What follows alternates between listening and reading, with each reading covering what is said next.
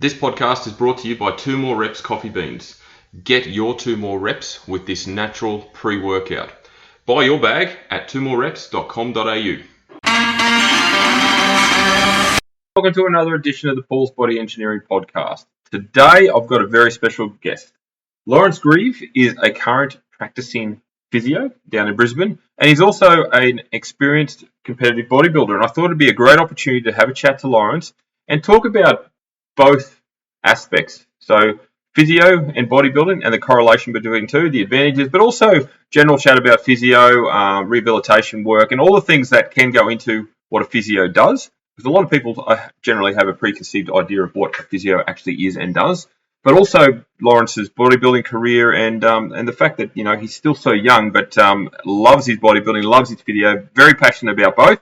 And you'll find that that is the case in this chat. So stay tuned into this one, and I hope you enjoy it.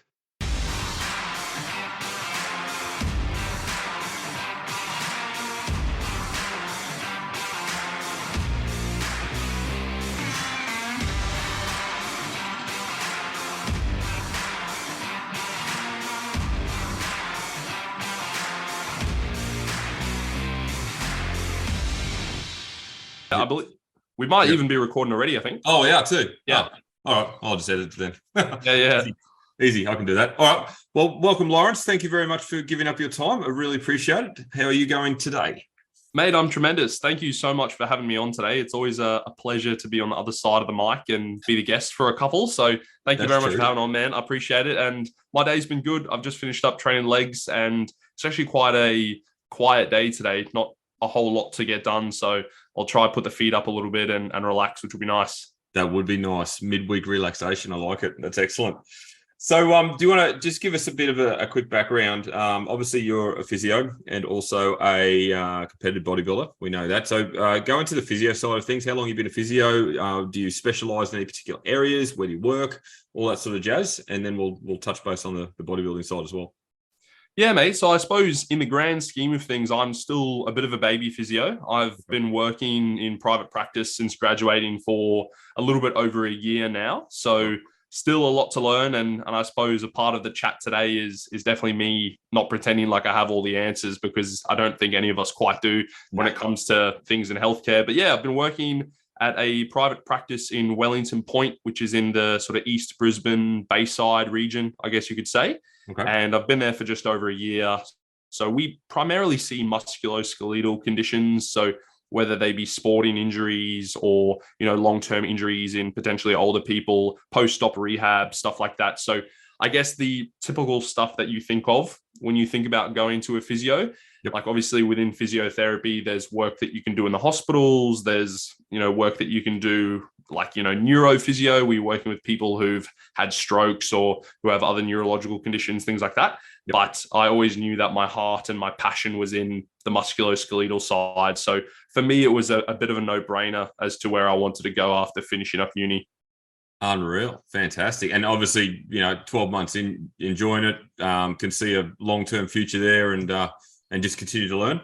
Mate, absolutely. I'm very, very fortunate in that I was someone who really knew what they wanted to do coming out of high school. And that's good. I'm a bit of a physio nerd, you know, like I really love just absorbing the research and the content and learning more about it. And I think the more that I've been able to marry the physiotherapy side of stuff and starting to drip feed in a little bit of bodybuilding stuff, it certainly keeps the passion there. But for as much as it's great, you know, seeing competitors and seeing people who, you know, really enjoy their gym, it is also good seeing the other stuff. Like I really enjoy post-op rehab. I really enjoy working with like field and court athletes. And I also enjoy seeing, you know, just the Joe Blow and the, you know, average person, I guess you could say, that person probably doesn't exist, but, you know, people who just want to live with a little bit of less pain, who want to be more active, who want to be able to have better quality of life. You know, those are the people that I enjoy seeing as well. And I think if you can have a bit of passion for everything, it makes every day different, and it certainly will hopefully mitigate against burnout and that sort of thing. Oh, absolutely. And actually, that's a really good point. Like, I'm assuming in the role that you have, every day would be different, would it not? Like, you'd be seeing different cases, different severities, different rehabilitations. It'd be every day. There'd be no 2 days different. Yeah, mate. And I think that's one of the beauties about, like it's all well and good to specialize. You have people in the world of physio who is the low back guy or the shoulder guy, or they have a really big interest in one area. And that's great. But I do think you have to be almost weirdly obsessed with that one thing in order to find a lot of meaning. Yep. Like we have a orthopedic surgeon who works with us and he consults out of our rooms, and, he loves what he does, but every single day he's either working on a knee or a shoulder. So you imagine like only doing, like, yes, there's variations, but it's only two body parts every single day of your life. Like, I think the spice of life is variety. And yeah, I certainly enjoy having something different. In the morning, you could be helping a 79-year-old with knee osteoarthritis and you just working on standing up out of a chair. Yep. And then in the afternoon, you could be, trying to do a return to sport clearance for an athlete coming back from an ACL where you're trying to jump as far as you can and land on one leg. And it's quite nice. I have a bit of telehealth in there as well. So generally my competitors and people who are coming to me for more so programming considerations and, stuff where I don't necessarily need to see them in person, I tend to do a fair bit of telehealth. So that's a nice way to break up the day as well. Unreal. Oh, good variety, mate. Excellent. So let's talk about bodybuilding, because obviously there's a significant correlation between the two. And obviously, given your passion for both, I'm sure that works really well hand in hand. But when did you tap into bodybuilding and talk about, I guess, how long you've been doing it for? Obviously, you're coached by the world famous Joey Canlin. Yeah, the great man. Give him a shout out. But yeah, let's talk about your bodybuilding career, for lack of a better term, to date. Yeah, look, I was one of the probably people who get into bodybuilding at quite a young age. So when I was about 16, I'd been, had a lifetime like most kids playing a lot of sport. I played football and cricket mainly. And then when I hit about 13, that's where I sort of just went over to cricket. That was always the sport that I had the most passion in and that I was probably slightly better in. Not that I was setting the world on fire in either. I think I was one of those kids who was always like decently good at a lot, but never elite at anything. Like I might make like the lowest rep team for a few sports, but I wasn't making the Queensland team or the Australian team for any or stuff like that. And when I got to about 16, I believe it was the end. Yeah, it would have been the end of the season coming out of grade 11 and going into grade 12. I just thought, this is getting a bit old. Like, chasing that red ball in the sun for 8 hours on a Saturday is just not quite hitting the same. And it's a sport where you really have to be obsessed with it to do well. Yeah. And I thought that I had the drive to like want to make Queensland teams and want to make the Australian team one day. That was always a dream, but I soon realized that I didn't love it enough to get out what I wanted to get out of it. So originally I said to myself, okay, I'm just going to have a season off. And if I want to come back, I'll come back. And in the meantime, I'd started to get a little bit more into my gym, convinced mum and dad to let me sign up at my local Snap Fitness. And I was sort of like, I was one of those kids, hit puberty when I was like 11. So for a lot of my life, I was like a bit of a bigger, stronger guy, especially when kids are maybe only hitting puberty when they get to high school. So I had a decent starting point. And by the time I was like 16, a few of my friends, one in particular who sort of had his finger on the pulse a little bit about the bodybuilding world, was like, man, you should give this a go. Like, I think you got a pretty good starting point. And I asked around my gym, I was like, do you know of anyone who like coaches this stuff? Like, I didn't know how it worked. And there was a lady there by the name of Alana, and she handed me her business card and she wrote Joey's email on that card. And I actually still have that card with me. It's in a drawer somewhere. It's a bit of a sentimental memento, but yeah, I hit Joey up when I was 16, asked him if he would be willing to take me on. And yeah, mate, the rest is history. We've been working together for a long time. And I suppose our relationship has grown from just a coach client to the point now where, he really is one of my best friends. And I almost think of him as now just like he's my really good mate that also happens to help me out with my bodybuilding rather than a coach per se. That's very cool. So as we spoke at the top, although I won't make this edit, you're about to enter your next season. What numbered season is this for you? Is it be third? My fourth, actually. Yes. Okay. So the very good. First one was in 2017. That was when I was in grade 12. And then I did another one in the following year, first year of uni, had a year off, did one again in third year, which was 2020, which off air we spoke about, which was obviously the year of the pandemic, which was made for a very interesting prep. And then since then, I sort of looked at my life and I went, okay, placement is a crazy year. If you're a physio student, it's 25 weeks of unpaid work essentially, and it's a really stressful time. Shout out to, I don't know if you know Rika Dawson. She is a sports model and women's fitness pro. She actually did her prep during her placement year, which is absolutely outrageous. Yep. So shout out to Rika. And I thought, I don't want to prep that year, and I don't want to prep in my first year of full-time work. Like, I figure those are just good years to just have bodybuilding keep doing its thing in the background, but not necessarily right at the forefront. Sure. So yeah, it's been a bit of time off, the longest time off I've had between stage appearances, and I'm just super excited to get underway. So yeah, we'll be starting prep on Friday. So Friday the 31st of March, and that'll have us around 23 weeks out from show one. Oh, that's exciting. What is show one? So show one is actually the final Tropics show up north. Cool. So yeah, obviously very sad that Tropics Townsville is coming to an end. There's a lot of good memories for me and Joey in particular up at that show. That was sort of our first away trip together. So yeah, it'll be nice to start the season with a really special show like that. And look, I guess me and Joey were even having this discussion the other day, like, we were wanting to compete the first show like September 29, and we're wanting to finish up in mid-November at WNBF Worlds. So it's just not realistic to try get all the way in for that first show.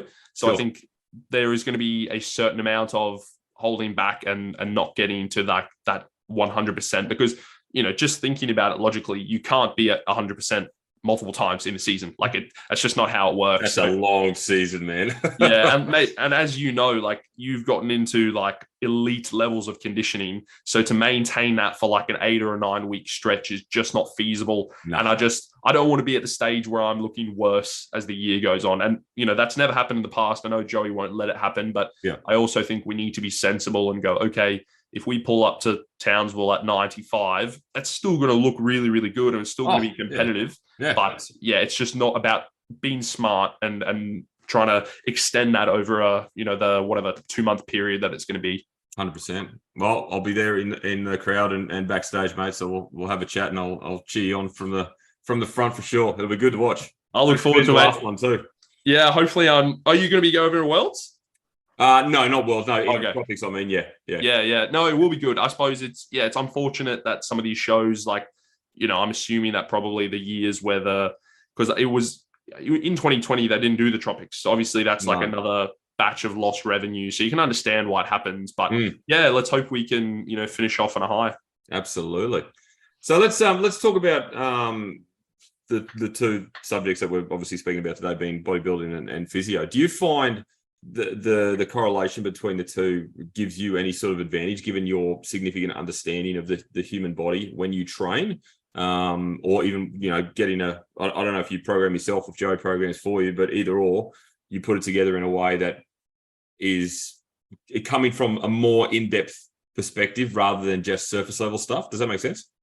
Yeah, look, I definitely think that it's been a two-way street with regard to physio and bodybuilding, because I've often thought about, like, being a physio has helped my bodybuilding in a way where I'm able to understand, tissue capacity and recovery capabilities and things like that.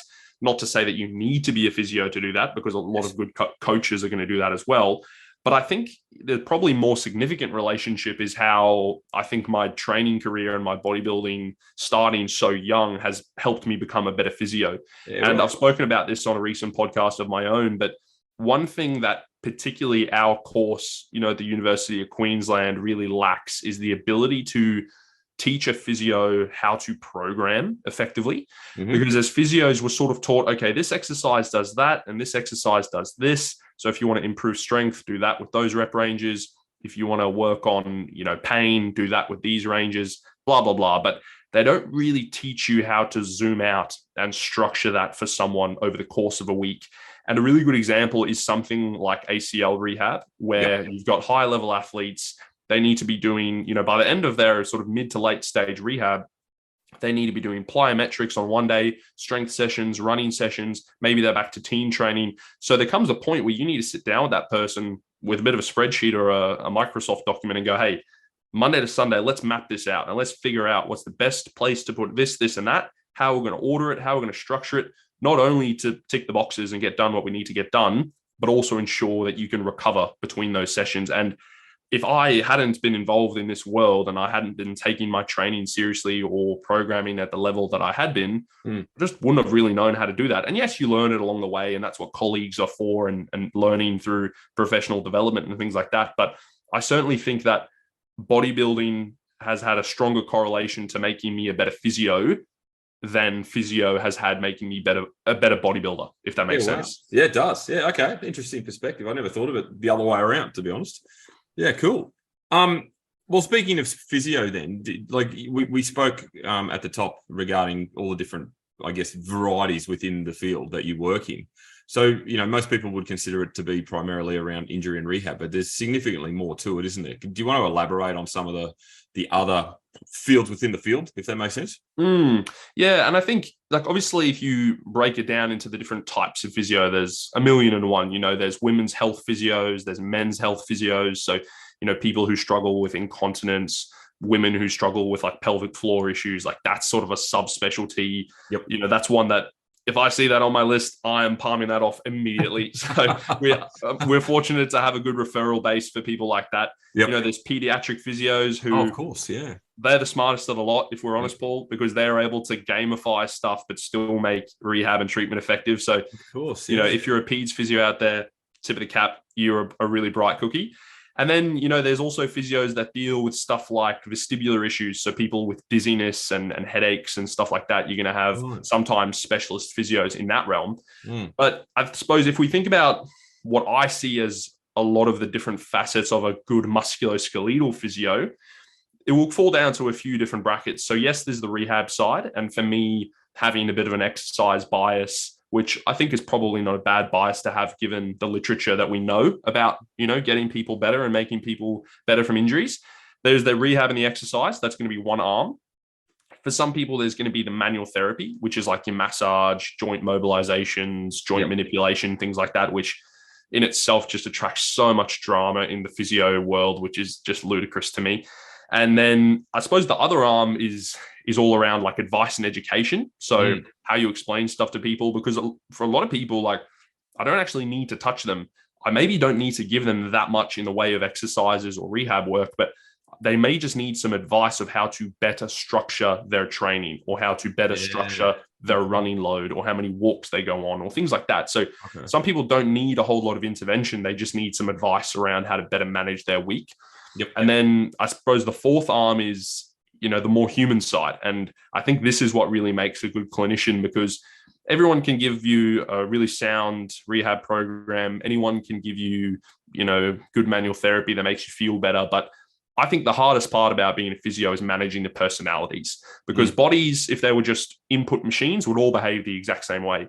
But, that little clump of gray tissue in between our ears, that's what makes people difficult to deal with. So, one way of explaining something to someone will not work for someone else. And you have to continually be adapting your communication styles and your general approach to that person's rehab, depending on the sort of person they are. And I think that's where it gets really interesting, because the way that you explain stuff, the way that you structure rehab, and the way that you progress people through is going to be very much dependent on their thoughts and their feelings towards it. And, even based on like selections of treatment that you use. So, for example, if I have someone come in with a bit of low back pain and they go, yeah, mate, like last time this happened to me, I came into a physio, they gave me a little bit of a rub through my back and I felt heaps better. I would be an idiot to not give them a massage in that session, because immediately they've told me this has happened before. So, and this really helps. So they've got a bias already. They've got buy-in. And even if I'm not a great person at doing massages, chances are just having me, rub through their lower back a little bit, have some pressure on the skin, they're going to feel better because they've bought into that as a treatment. So whether it's exercise or whether it's manual therapy, we know from research that one of the biggest predictors of treatment outcomes is whether or not the patient believes it's going to work and how they think they're going to go in general. So people with really low expectations, people who maybe do suffer from like depression and anxiety and just think nothing's going to work, I can't be helped, those people don't tend to do as well. People who are optimistic, people who think, yeah, this is probably going to get better, tend to do better. Isn't that interesting? That's the correlation between what you just described and having prepped hundreds of clients for bodybuilding shows is so significant, because that's exactly how a prep client can respond. You know, there can be so much psychological behavior in regards to how successful they are. It's amazing. And I never thought of it from that perspective, but you're right. Like, you know, the more buy-in they've got, the more successful the treatment is going to be, right? 100%. And look, you could probably think of it as like, you know, when you're assigning someone like a program, you know, you might have, let's say you've got like a young female who really wants to work on their glutes, and you've already got them doing RDLs and squats and lunges, and you know they're getting enough glute volume, but they're really insistent on, you know what, like I want to do some of these banded hip abductions at the end to just get like a bit of a burn.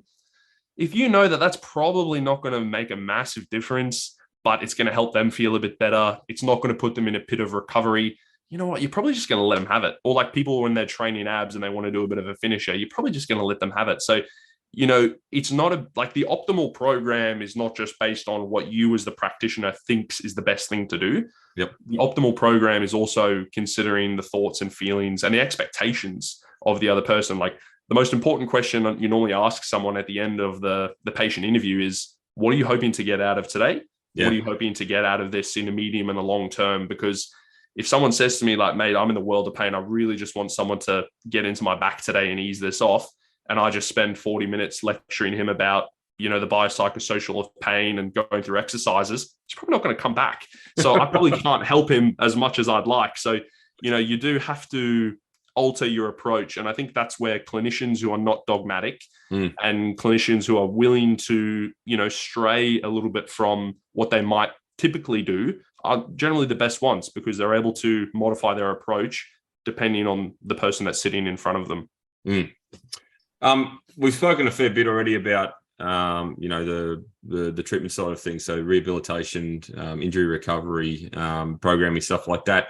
What's your take on maintenance in terms of what we do and what most of the general population do when they turn to the gym in regards to resistance-based training? We're putting a lot of stress on the body.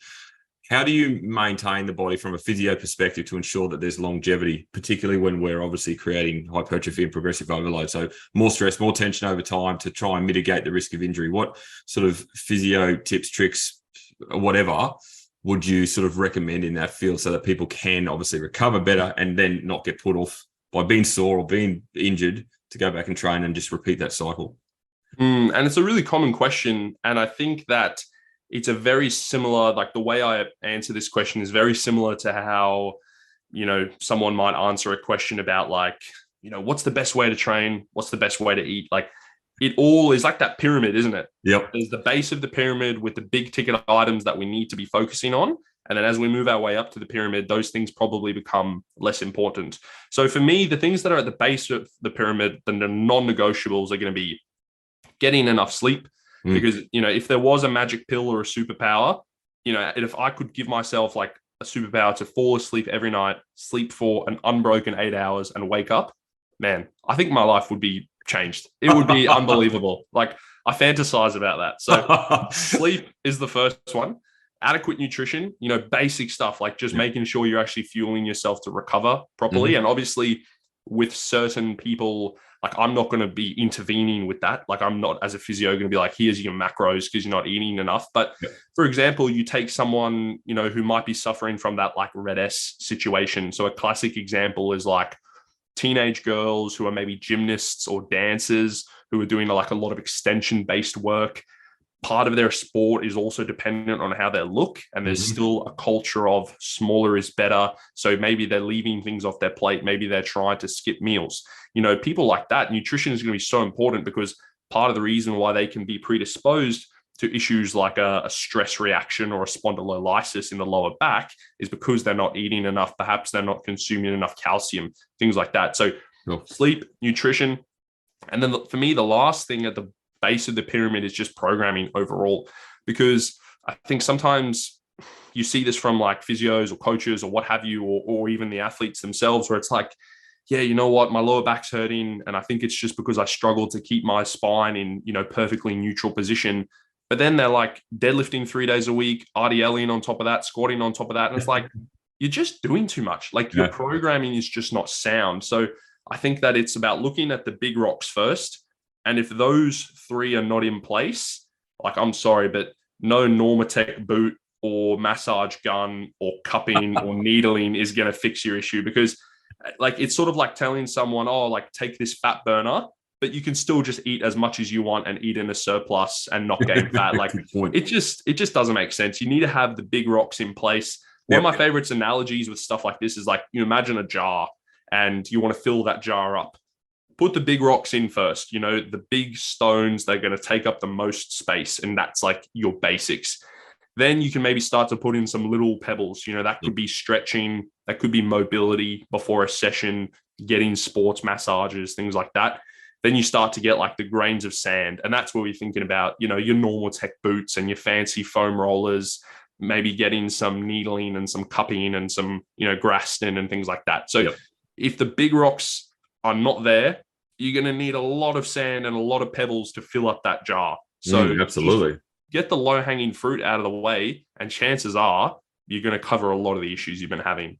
I like that. That's excellent. That kind of rolls into the next question I was going to ask, which is about foam rolling and stretching and stuff and the benefits of. But like you said, you've got to get the fundamentals right first, and then the rest will fall into place, particularly if you do it already. But would it be a recommendation, if you aren't doing those things and your nutrition and your sleep and everything is relatively sound, that by introducing them, it's obviously going to be beneficial?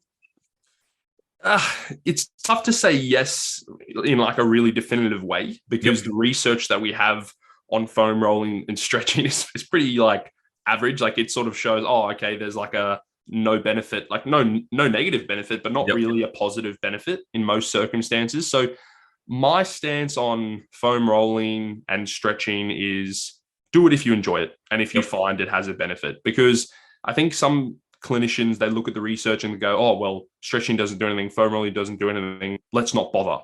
But you're sort of negating all the other parts of like, oh, this is a nice pre-gym routine. This makes my muscles a bit less sore. This gets me in the mindset to lift, or it helps me relax after a session or something like that. So I think to say don't bother with it completely is a little bit, nearsighted, or you're not quite seeing the whole picture. Yes. So I would say, like, for example, before every session, I'll foam roll my ITB and my quads because it makes me feel good. That is the only reason.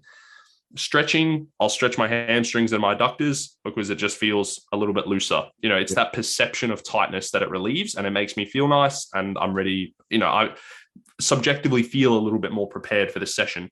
Tiara Nelson, for example, loves her stretching, loves her yoga. Yep. Is it doing anything in terms of lengthening muscles? Very hard to say for sure.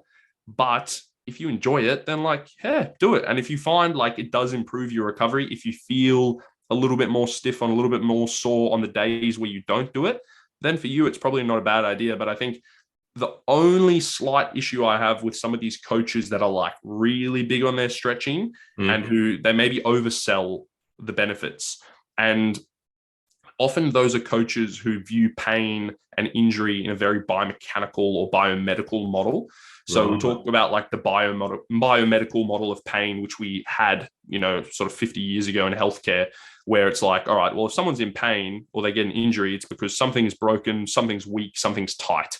Whereas now we adopt what's called the biopsychosocial model of pain, where we know that pain, yes, there's tissue factors at play, inflammation, damage to tissues, whatever, but there's also the psychological and the social aspects, which do contribute to people's overall pain experience. So when people take this overly biomedical approach to injuries, then it does also, you end up communicating that to your patient or your client. Whereas if that person feels hamstrung, that they need to stretch for 20 minutes every single day, otherwise their back is going to, go on them during a session, that's also not a really good place to be, because then that person feels really tied to needing to do that. And I think explaining it in a way where, you don't have to do this every day, but if you enjoy it, it makes you feel good before a session, there's going to be no negative. I suppose the only negative is maybe, those prolonged static stretches prior to lifting. There's a decent amount of research to show that can reduce your strength. But so maybe if you do want to do some long periods of stretching, do it on a rest day or do it after the gym or something like that. Yep. Yeah, I like that. the foam rolling, stretching, etc. Do it if it feels good. Do it. It's kind of like cardio in a way, isn't it? Yeah. Spoken by a true bodybuilder. Yeah, exactly. So in regards to obviously the stretching, the foam rolling, and then obviously you mentioned your pyramid and the big rocks, as you said, at the bottom, in regards to not having all those things in place, obviously the risk of injury can be high. Yeah. So if we're going to the gym on a regular basis, but our sleep is poor, nutrition is not what it should be, the chances, and you may be, I don't know, a beginner level lifter, the chances of injury are quite high or could be quite high. So are there any other means to avoid injury besides what you've mentioned, or pretty much what you've mentioned is the duck's nuts when it comes to preparation? Yeah, to be fair, mate, there's nothing else I'd really recommend. The only other thing I would say is like the world of, predicting injuries, injury prevalence, even injury prevention is a really murky one. And that harkens back to the fact that injuries and pain are so complex. Yes. So even recently, there's been a podcast I listened to where they're even talking about, should we use the word injury prevention? Is that an intellectually honest thing to say where we know we can't actually prevent an injury? Yeah, maybe the only way to prevent an injury, if you say to like an ACL person is like, all right, like just never like run or jump again. Like maybe that could do it. Obviously, that's not what those people want to do. So maybe a word like injury reduction, injury mitigation, things like that. Because truly, like, and I explain this to people sometimes, is like, think about people in the NBA, people in the English Premier League. These are the highest level athletes in the world. They are getting paid millions of euros and dollars a week to stay fit, to be strong, to be fast, and to stay healthy. Yeah. And they still get injured. They've got a team of people ensuring that they recover and perform to the best of their ability, and they still get injured. So it's like, these things are going to happen. And a lot of the time, we just get unlucky. Like, you can do everything right. Even you can have all the big rocks in place and you can get unlucky. Like, I can't tell you how many times, you ask someone, okay, what brought on this injury? How did it happen? And, everything sounds like it was a pretty normal week, but maybe after you've kept talking to them a little bit, they might make a comment about, they're moving house at the moment. Things are super stressed. Kids are going crazy. Things are quite tense at home. Maybe there's some stuff going on with their better half or, their loved one. And it's, all those things play really important as well. Like, there's a really interesting study on collegiate American football players. I believe it's by Mann et al., where they broke their year down into different phases. So they categorized one as like high physical load, then low physical load, which was more like their off season when football is not being played, and then high academic load, or high academic stress, I think is the word that they used. And of all of those phases, they found that the high academic stress portion was the portion of the year that saw the most injuries, or the highest prevalence of injuries. So it just reaffirms the fact that it is not just physical loading that is going to affect how we get injured. So, perhaps the last big rock, if we wanted to try shove another one in on the base of the pyramid, would be managing stress and just trying to not be a really stressed person, because stress has a really profound effect on pain. And we know that, we see it time and time again. So I think maybe if we sneak another rock in there, so sleep, nutrition, overall programming, and then stress, having those four there, you're probably going to at least be doing 98% of what you need to do to stay healthy and injury-free. Absolutely. Good point. Very good point. Okay. So then what about, you might have already answered this question, but I'm going to play naivety here.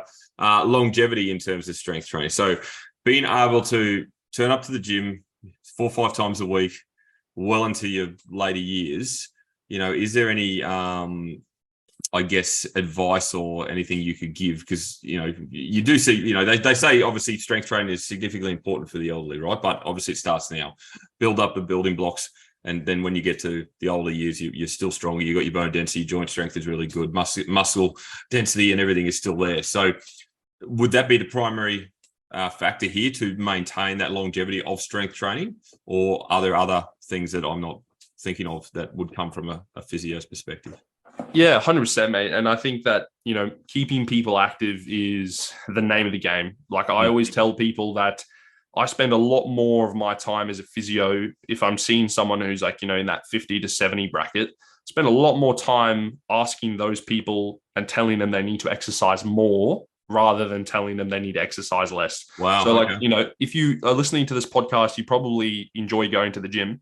You know, that 80-year-old that you see every Tuesday morning, you know, just doing a little bit of movement, they're probably not going to get into my office too often because they're moving, and that is often the goal for these people. Yep. And you're completely right. Like as we age, you know, we're going to have sarcopenia, which is that, you know, age-related loss of skeletal muscle mass. We're going to get things like osteoporosis and OA and things like that. And, you know, exercise is the frontline treatment for all of those conditions. Yep. And whether it's someone walking a few times a week and doing, you know, some sit to stands off their dining room chair, or whether they're still in the gym, happy days. You know, like I've got some 70-year-olds who, you know, just do a few exercises in their lounge room. I've got some that are getting ready for half marathons. You know, there's going to be a really broad spectrum in between there. But I think if we zoom out and think, all right, how can we be in the gym for the longest period possible? Once again, it's really hard to look to the evidence for something like this because we just don't have research like looking at people for a very long period of time who are weight training. But you got to remember, like, you know, even if we look anecdotally at someone like Jeff Alberts from 3DMJ, you know, the Godfather, he has been bodybuilding for like 30 years. And one thing about Jeff Alberts is that his form is pristine. You know, he doesn't lift with a lot of body English. He doesn't have a lot of momentum at the bottom of his eccentrics. He's a really pretty lifter of weights. And form is not everything, and technique is not everything when it comes to being pain-free or mitigating against injuries. But I do certainly think there is something to be said for, you know, reducing those really ballistic and fast and uncontrolled movements. So for the most part, if you're someone who does have relatively good technique, I think that is surely not doing any harm to your risk of injury and things like that. So, you know, I try not to harp on too much about specifics around form. You know, it doesn't matter if your back bends a bit when you deadlift. It doesn't matter if your knees cave in a bit when you squat. That's not the end of the world. But in general, it is always a good thing to approach your lifting with a goal to execute things properly and safely and in a way that feels good for you, rather than just like slinging and clanging weights and having no concern with how you move. Like, you know, there can be extremes at both ends, but I'd probably rather someone err on the side of, you know, being really technique focused rather than just saying, oh, technique doesn't matter at all. Would you agree in saying that, like, you know, strength training in particular, with the amount of variety that's available, it's always a learning experience anyway. So I guess going back to that point about longevity in strength training, you know, you could spend 50 years in the gym and still be learning, which stimulates the brain as well, you know, and you're always trying to improve and get better. Yeah, 100%. And I think that, you know, you see, especially in like the low back pain research, you know, the more sedentary people are the ones that are at high risk of having pain. You know, the people who are moving more are less likely to present to physios and doctors and things like that. And I think it's, you know, it's all well and good to have exercise to keep our muscles and bones and joints strong, but you also got to remember like all the other additional benefits of exercise, you know, for our metabolic health, for our mental health. Like, it really is like it's not magic, but it's funny when I get people in and they're like, you know, the exercise really work. And I'm like, hey, like I've been telling you this. So like even recently I had a lady who I was working with for a couple months for some hip pain, and, you know, it started getting to do some exercises. They were helping with her pain. Then all of a sudden she's going for longer walks because she's able to walk a bit more. And, you know, like a couple of months later, she's, you know, 10 kilos down and feeling healthier and moving around better and keeping up better. So it's like, it is really good to get people's pain back on track and get them back to doing what they want to do. But when you can send someone away who has overall improved their quality of life, that's just even better, because, you know, you're sending this person away as like a healthier human, not just a human who doesn't have hip pain anymore, which, you know, as far as like healthcare practitioners, that should be the goal. You know, we want to influence the whole being of the person, not just a really specific part of what's going on. Yeah, absolutely. It should be, I guess exercise in general should be like almost prescribed by a GP as soon as, you know, because that's the go-to for anyone with some sort of pain. They'll generally go to a GP first, right? And then that GP should just say, right, go and exercise, obviously depending on the subject matter at hand. But it can certainly solve a lot of lifestyle problems and a lot of, concerns around, like you mentioned, mental health and all these other things as well. Just the advantages of feeling good after exercise, and then obviously strengthening everything as well. All right. I think we've pretty much wrapped up here, Lawrence. We've covered it. Geez, you're very succinct with your answers too. I must admit, you obviously coming from a well-educated background, mate. You speak a hell of a lot better than I do. But why don't you give your business a plug? And I completely forgot, but also give your two podcasts a plug, because not only do you have your own one, you've also joined podcast with as the Bodybuilding Down Under podcast. So, how do we find you if we're located in Brisbane, wanting to get a hands on a good physio? Yeah, so thank you very much for having me on today as well, mate. I really appreciate the questions, really thoughtful questions, and I talk about this stuff all day, so I really do love it. I can tell. Yeah, so if you do want to inquire about my physiotherapy services, there is sort of links in my bio on Instagram and stuff, but the email that I use is lawrence@everybody'sphysio.com.au. Okay. Which hopefully you can smack in the links so people don't have to struggle spelling it. But that's if you want to come in to the clinic in person. We're in Wellington Point, which is in East Brisbane. It is a little bit of a trek from some of the North Siders and things like that. But I do offer telehealth as well. So, I've seen people from Adelaide, from New South Wales, Victoria, all over the place. So that's a nice way to be able to, not need the actually have you in person, but still be able to provide really good care. And a lot of the research on telehealth for certain conditions is really good, and that it doesn't necessarily outperform or underperform compared to having someone in person. Some people don't like it, and that's fine. But in that instance, normally they're not too far from a physio that I could recommend in person. So even if you're just, in a certain area and you're looking for some guidance, always happy to hit me up. And I also have started doing a little bit of online coaching recently. So if you want to just, try get jacked and you're not really in too much pain, you can also hit me up for that. And you can just hit up the DMs for that. And I'll be able to point you in the direction to get all that started. Excellent. And yes, as you mentioned, we've got two podcasts. So I've got my personal podcast, which is called the General Muscle Podcast, which releases a new episode every Monday. We cover a lot of topics like we've discussed today, sort of that hybrid between bodybuilding and physiotherapy. So if you're interested in that stuff, please head over. And then if you want a little bit more of a laid back chat, then you can join me and the boys on Bodybuilding Down Under. So that's a podcast I do with myself, Jack Radford-Smith from the Bodybuilding Dietitians, Daniel Chappelle and Daniel Yates. So we got on there once a week. They come out every Wednesday, and it's a bit more of an informal chat. We sometimes veer off into non-bodybuilding relating stuff, but it's a lot of fun. Yeah, I'll listen to a few. Geez, they crack me up. No, they're a good time, mate. It's nice to have those more laid back ones every now and again. I think people probably have a bit of a mix, because I know I do. There's some days where I'm just not feeling like listening to, Menno Henselmans go on about research around training or nutrition. You're like, I just need to put on something that's a bit lighter and, maybe a little bit of comedy to it. So hopefully we can fill that void in your podcasting experience. I think you do. I think you do a very good job. It is very entertaining. That's for sure. Oh, well, thank you very much, Lawrence. I do appreciate your time. And obviously this will drop on Monday. So I'll make sure that your contact information is in the notes.